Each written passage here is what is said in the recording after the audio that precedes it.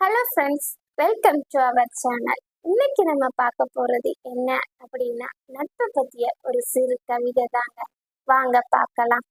சாதி, மதம், இன வேறுபாடு பாராத ஓர் உன்னத உறவிது. உடன் விளையாட தோழமை கிடைத்தால் போதும், உலகையே மறந்துவிடும். உடன் விளையாட தோழமை கிடைத்தால் போதும், உலகையே மறந்துவிடும்.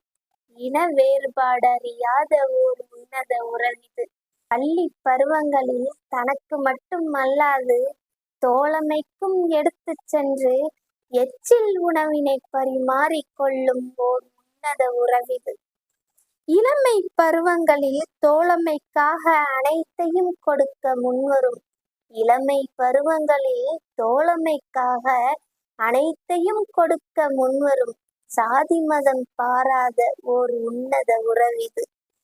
பெற்றோர், உடன்பிறப்பு, உறவுகள் என எவர் இருந்தாலும் தன் சுக துக்கங்கள் அனைத்தையும் பரிமாறிக்கொள்ளும். பெற்றோர், உடன்பிறப்பு, உறவுகள் என எவர் இருந்தாலும் தன் சுக துக்கங்கள் அனைத்தையும் பரிமாறிக்கொள்ளும் ஓர் உன்னத உறவிது. சிரித்தால் சிரிப்பு, அழுதால் அழுகை என என் அனைத்து பிம்பமுமாய் இருந்து கண்ணாடி போன்று சுட்டி காட்டும்.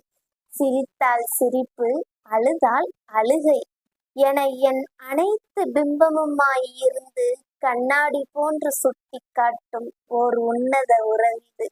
முதுமையில் பாரம் என நினைத்து ஒதுக்கிடும் உறவுகளுக்கிடையில் குழந்தையின் மறுபிறவி என எண்ணி, முதுமையில் பாரம் என நினைத்து ஒதுக்கிடும் உறவுகளுக்கிடையில் குழந்தையின் மறுபிறவி என எண்ணி தன் துணையே தோழமையாக மாறிடும் ஓர் அற்புத உறவிது.